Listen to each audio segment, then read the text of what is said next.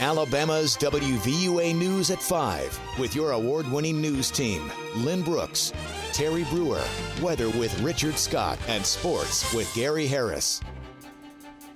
Coming up in home team weather, it's much cooler this afternoon. 76 in Tuscaloosa, but cooler air is on the way. Even cooler temperatures. Home team weather is coming up. Stay with us. See who's helping West Alabama children deal with the loss of their loved ones after April's storms. And the Alabama Crimson Tide is heading down to the Swamp to take on the Gators. We've got a preview. We're glad you're with us tonight. I'm Lynn Brooks. And I'm Terry Brewer. Up first tonight, a beautiful fall evening across West Alabama. Can't beat that for a Friday. Hard to come inside. Yeah. It's just great weather.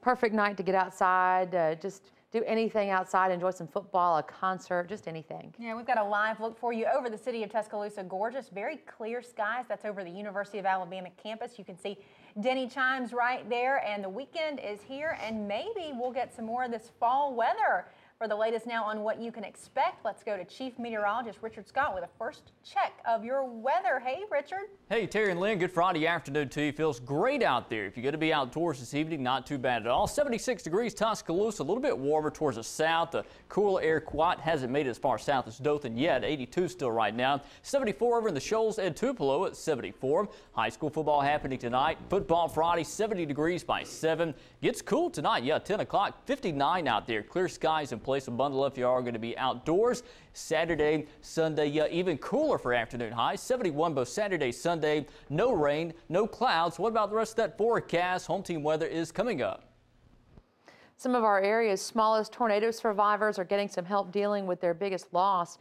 West Alabama Hospice is gearing up for their annual Camp Daybreak tomorrow. That's a camp for children ages 6 to 13 who've experienced a loss of a loved one. The camp is a chance for the children to be with others who are going through the same sorts of feelings and emotions. This year's theme, things to do other than hurt. Local children can dance, do arts and crafts, also take some time to simply remember the loved ones they lost. West Alabama Hospice Counselor Doris Vaughns told us it's a great time for the children to lean on each other. It's such a time of sharing. They really do empathize with each other. They hug, they lift each other up. It's really a beautiful experience, not just the activities that are planned, but to see the children embrace and encourage each other. It's really good. Camp Daybreak is tomorrow from 9 until noon. Officials encourage everyone, regardless of whether you've registered or not, just to come on out. Scary moments today in Tuscaloosa when a car flipped over on the interstate. That happened on Interstate 2059 at the 72-mile marker. According to state troopers, 6 people were injured. Some were taken to the hospital. They were from Georgia, North Carolina, South Carolina.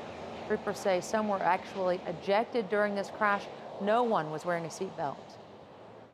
The Alabama Crimson Tide is headed to the Swamp to take on the Florida Gators. Both teams go into tomorrow's game undefeated. Alabama rolls onto the gridiron ranked 3rd. The Gators are ranked 12th.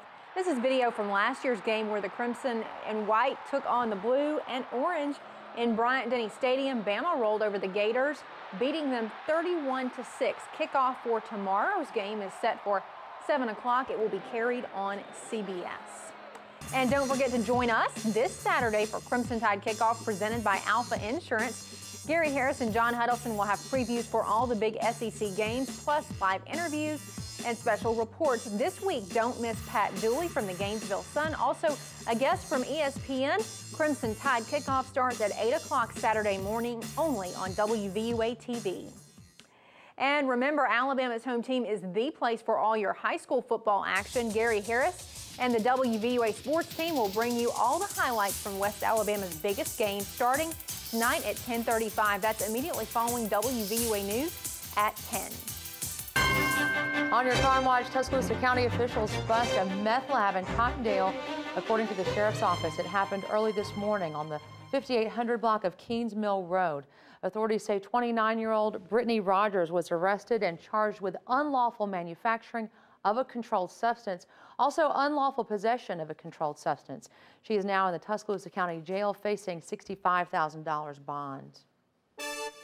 On your election watch 2012, Florida is shaking up the Republican presidential primary calendar. Today, a panel of Florida lawmakers approved to hold the state's presidential primary on January 31st. This motion has other early states in a panic.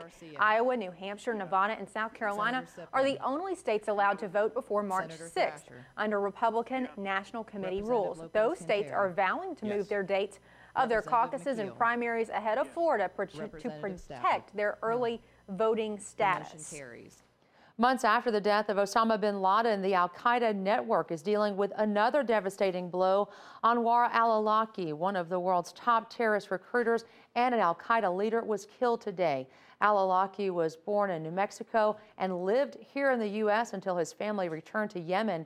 He went to U.S. colleges and remained in the States until 2002. Al-Awlaki was considered a major threat to U.S. security, U.S. officials saying he did have ties to 9/11 hijackers and the man accused of killing 13 soldiers at Fort Hood. He was also believed to have helped recruit the man who tried to bring down a plane by detonating a bomb in his underwear. New revelations describing the chaotic scene inside Michael Jackson's bedroom the day the pop star died. A Los Angeles County paramedic took the stand in the Conrad Murray trial. Prosecutors say Murray misled paramedics by not telling them he had given Jackson a surgical anesthetic. Murray is accused of giving Jackson a lethal dose of the anesthetic. Paramedic Richard Sneff describes what happened when he arrived on the scene.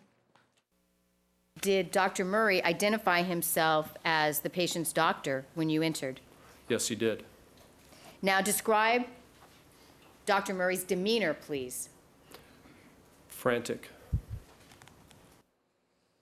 If he's convicted of involuntary manslaughter, Murray could spend 4 years in a California prison and lose his medical license. Coming up in home team weather, it's dry and sunny out there on this Friday afternoon. Nice day for outdoor activities happening this weekend. What about the rest of that forecast? Home team weather is coming up. Stay with us. There seems to be a link between how much someone smokes and their career. The details on that is on the way. And Gary Harris and John Huddleston will break down tomorrow night's Alabama-Florida game in today's edition of Fearless Football Picks. That is ahead for you in Alabama's home team sports.